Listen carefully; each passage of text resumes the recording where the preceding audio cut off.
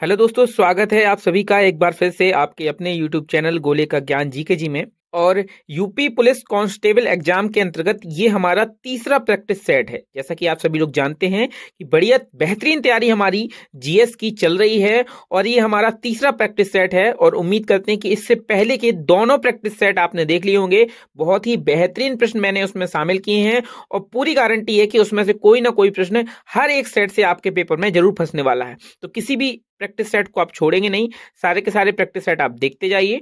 और जो भी प्रश्न आपको नए मिलते हैं या जिन भी प्रश्नों को सॉल्व करने में आपको परेशानी हो रही है, जो भी नई जानकारी आपको प्राप्त हो रही है, तो एक छोटा सा नोट्स बनाकर उस जानकारी को नोट करते जाइए और समय समय पर उसका रिवीजन करते जाइए। तो चलिए दोस्तों, शुरू करते हैं। आज के पहले प्रश्न पर हम चलते हैं। आज का पहला प्रश्न, तो आज के प्रैक्टिस सेट में भी मैंने आपके कुछ जो प्रश्न है हमारे आधुनिक भारतीय इतिहास से शामिल किए हैं, क्योंकि मेरा यह मानना है कि लगभग 5 से 7 प्रश्न आपके आधुनिक भारतीय इतिहास के आपको देखने को मिल सकते हैं। 5 प्रश्न तो आप पक्के समझिए कि आपके आने वाले यूपी पुलिस के एग्जाम में आपको 5 प्रश्न आधुनिक भारत इतिहास के आपको देखने को मिलेंगे। पहला प्रश्न है, 1904 में क्रांतिकारियों की गुप्त संस्था के रूप में जो अभिनव भारत नाम से संस्था थी, उसकी स्थापना किसने की थी? तो इसकी स्थापना जो है वो की थी बी डी सावरकर जी ने 1904 ईस्वी में। वी डी सावरकर की जगह आपको पूरा नाम भी रखा हुआ मिल सकता है ऑप्शन में, विनायक दामोदर सावरकर या विनायक सावरकर भी लिखा हुआ देखने को मिल सकता है। तो नाम इनका याद रखिएगा, बी डी सावरकर, और पूरा नाम था विनायक दामोदर सावरकर। 1904 ईस्वी में इन्होंने अभिनव भारत नामक संस्था की स्थापना की थी। और कहां पर? तो नासिक में स्थापना की थी। तो ये बात भी याद रखेंगे, नासिक महाराष्ट्र में इसकी स्थापना इन्होंने की थी। देखिए यहां पर एक बात याद रखने के लिए जरूरी है कि 1899 ईस्वी का जो समय था, 1899 ईस्वी में वी डी सावरकर जी इन्होंने ही 1899 ईस्वी में मित्र मेला संघ की स्थापना की थी। और वही मित्र मेला संघ 1904 ईस्वी में अभिनव भारत के रूप में सामने आया। तो आपसे प्रश्न ये भी पूछ सकता है कि मित्र मेला संघ की स्थापना किसने की थी? तो उसका आंसर भी होगा वी डी सावरकर, और 1899 ईस्वी में की थी। और यही जो मित्र मेला संघ था वह आगे चलकर 1904 ईस्वी में अभिनव भारत के नाम से सामने आया। उसका एक प्रकार से कहें तो रूप परिवर्तन हो गया। आगे बढ़ते हैं अगले प्रश्न की ओर। अगला प्रश्न है, स्वराज मेरा जन्मसिद्ध अधिकार है और मैं इसे लेकर रहूंगा। बहुत ही बेहतरीन नारा। ये आपसे प्रश्न में पूछा जा सकता है पेपर में कि ये नारा किसने दिया था? भाई ये नारा दिया था, हम सभी जानते हैं, बाल गंगाधर तिलक जी ने। प्रश्न आसान है लेकिन प्रश्न इंपॉर्टेंट भी है, पेपर में फंस सकता है। देखिए दयानंद सरस्वती जी का एक नारा था, वेदों की ओर लौटो। तो इसको याद रखिएगा, ये पूछा जा सकता है भाई। और आपसे पूछ सकता है कि करो या मरो किसने दिया था? तो महात्मा गांधी जी का नारा था, करो या मरो। पुराने प्रैक्टिस सेट में एक प्रश्न आया था कि दिल्ली चलो किसका नारा था? तो आप लोग कमेंट बॉक्स में कमेंट करके बताइए, अगर आपने वो क्लास देखी है तो कमेंट बॉक्स में कमेंट करके बताइएगा कि दिल्ली चलो किसका नारा था। ये आपको आंसर करके बताना है, ये आपके लिए होमवर्क समझ लीजिए। आगे बढ़ते हैं। अगला प्रश्न है कि 1938 और 1939 में किसे भारतीय राष्ट्रीय कांग्रेस के अध्यक्ष के रूप में चुना गया था? बहुत ही बेहतरीन प्रश्न। 1938 में होने वाला हरिपुरा अधिवेशन बहुत ही महत्वपूर्ण है भाई पेपर की दृष्टि से, हरिपुरा अधिवेशन। और 1939 में होने वाला त्रिपुरी अधिवेशन, ये दो अधिवेशन, एक 1938 में हुआ जिसको हरिपुरा अधिवेशन कहते हैं, और 1939 में जो अधिवेशन हुआ उसको हम त्रिपुरी अधिवेशन के नाम से जानते हैं। तो इन दोनों ही अधिवेशन के अध्यक्ष के रूप में जिनको चुना गया था उनका नाम था भाई सुभाष चंद्र बोस जी। सुभाष चंद्र बोस जी को हरिपुरा अधिवेशन और त्रिपुरी अधिवेशन के अध्यक्ष के रूप में चुना गया था। लेकिन थोड़ा सा एक वहां पर एक घटना घटी कि जो त्रिपुरी अधिवेशन था वहां पर गांधी जी चाहते थे कि उनके फेवरेट कैंडिडेट पट्टाभी सीतारमैया वो अध्यक्ष बने। लेकिन क्या हुआ कि सुभाष चंद्र बोस जी ने उनको पराजित कर दिया और वो लगातार दूसरी बार 1939 में भी अध्यक्ष बन गए। लेकिन गांधी जी का मन तो था कि पट्टाभी सीतारमैया अध्यक्ष पद पर नियुक्त किए जाएं त्रिपुरी अधिवेशन में, और इस कारण से सुभाष चंद्र बोस जी ने त्यागपत्र दे दिया और सुभाष चंद्र बोस जी के त्यागपत्र देने के बाद 1939 के त्रिपुरी अधिवेशन की अध्यक्षता राजेंद्र प्रसाद जी ने की थी।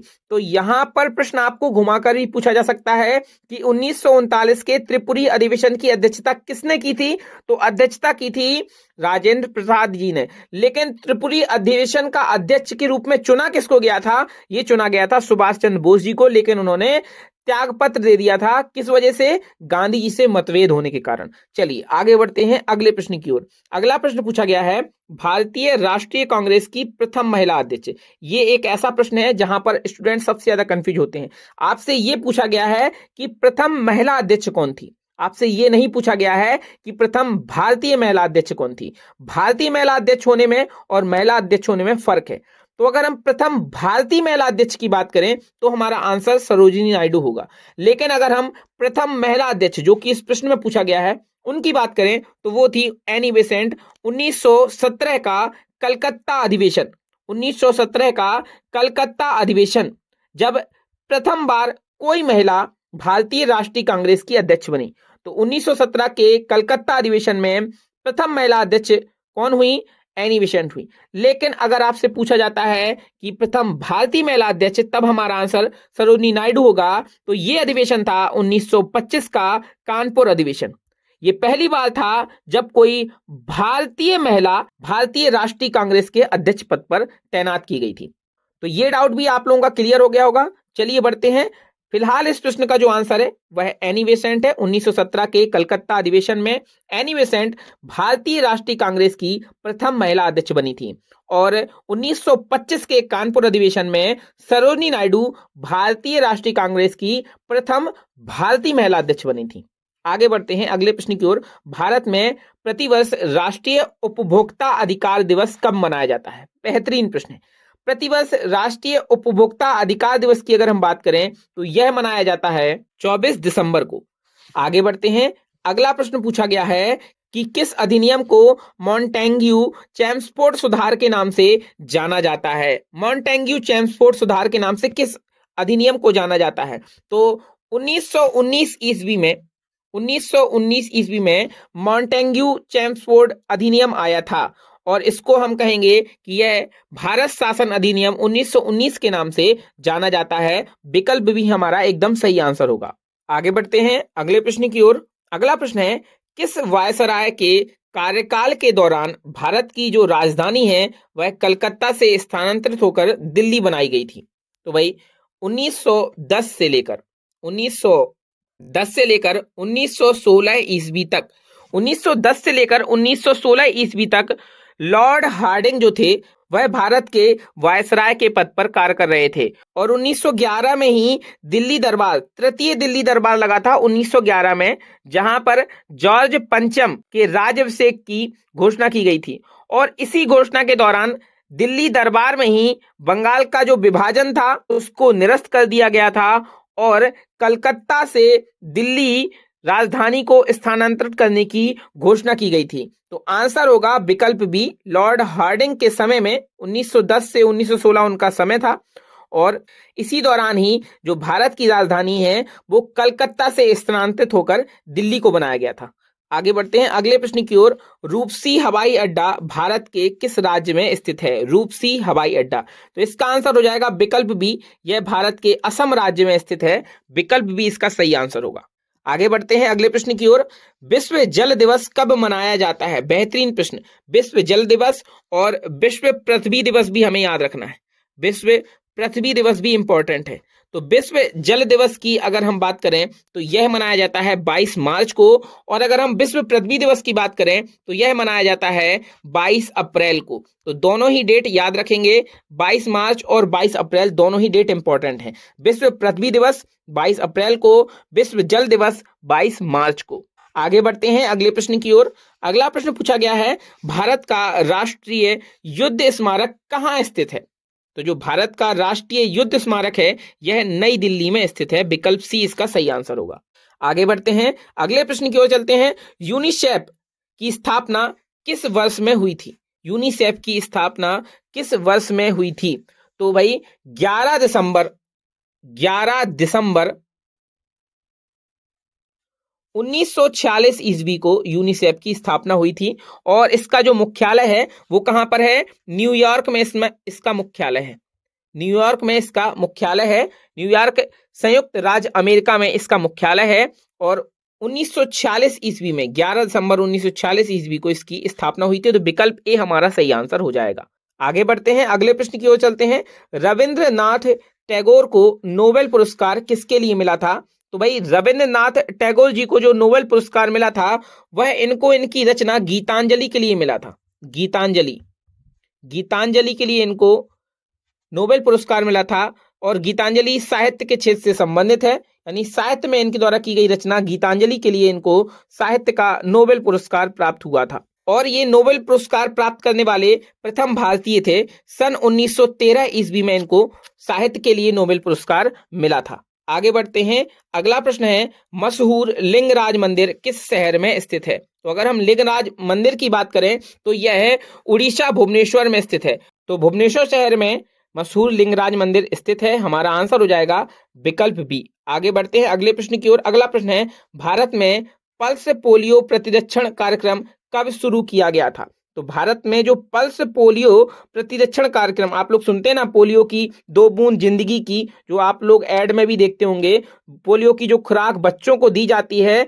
5 वर्ष से कम आयु के बच्चों को जो पोलियो की खुराक दी जाती है, वह जो कार्यक्रम है शुरुआत कब से हुई थी? तो यह 1995 से शुरू किया गया था। आगे बढ़ते हैं अगले प्रश्न की ओर। Statue of prosperity, statue of prosperity यह किससे संबंधित है? तो यह संबंधित है नाद प्रभु कैंपेगौड़ा से। विकल्प सी हमारा सही आंसर हो जाएगा। और यह कहां पर स्थित है? तो यह बंगलुरु में स्थित है। यह स्थित है बंगलुरु में। नाद प्रभु कैंपेगौड़ा की जो धातु की प्रतिमा है उसको हम स्टैच्यू ऑफ प्रॉस्पेरिटी कहते हैं। और बेंगलुरु शहर की जो स्थापना है वह नाद प्रभु कैंपेगौड़ा ने की थी, इस कारण से वहां पर स्टैच्यू ऑफ प्रॉस्पेरिटी बनाई गई है। इनकी प्रतिमा का निर्माण कांसा और स्टील की धातु को प्रयोग में लाकर किया गया है। आगे बढ़ते हैं, निम्नलिखित में से किसने ग्रहों के गति के नियमों की खोज की थी? तो जे केपलर ने ग्रहों के गति के नियमों की खोज की थी और इन्होंने बताया था कि जो सभी ग्रह हैं वह सूर्य की दीर्घ वृत्ताकार पथ पर परिक्रमा करते हैं। आगे बढ़ते हैं अगले प्रश्न की ओर। अगला प्रश्न है रेफ्रिजरेटर में सामान्यतः किस शीतलक का, या इसी को हम कूलेंट भी कहते हैं, प्रयोग किया जाता है? तो रेफ्रिजरेटर में फ्रेऑन नामक शीतलक का प्रयोग किया जाता है। आगे बढ़ते हैं अगला प्रश्न है एक बैटरी किस ऊर्जा को, खाली स्थान है उसको भरना है, किस ऊर्जा को विद्युत ऊर्जा में परिवर्तित करती है? तो याद रखिएगा जो बैटरी होती है वह रासायनिक ऊर्जा को विद्युत ऊर्जा में परिवर्तित करने का कार्य करती है। आगे बढ़ते हैं अगला प्रश्न है निम्नलिखित में से किस विटामिन की कमी से रतौंधी होती है? तो मैंने आपको प्रीवियस क्लासेस अगर आपने देखी होंगी तो पुरानी क्लासेस जो हमारे 2 सेट हुए हैं उसमें से ही एक सेट में मैंने आपको बताया था कि विटामिन ए का जो नाम है वह रेटिनॉल होता है और विटामिन ए की कमी से रतौंधी रोग हो जाता है। तो आंसर विकल्प बी होगा। आगे बढ़ते हैं, अगला प्रश्न पूछा गया है कि कोशिकाओं के अध्ययन को क्या कहा जाता है? तो जो कोशिकाओं का अध्ययन है उसको हम साइटोलॉजी कहते हैं।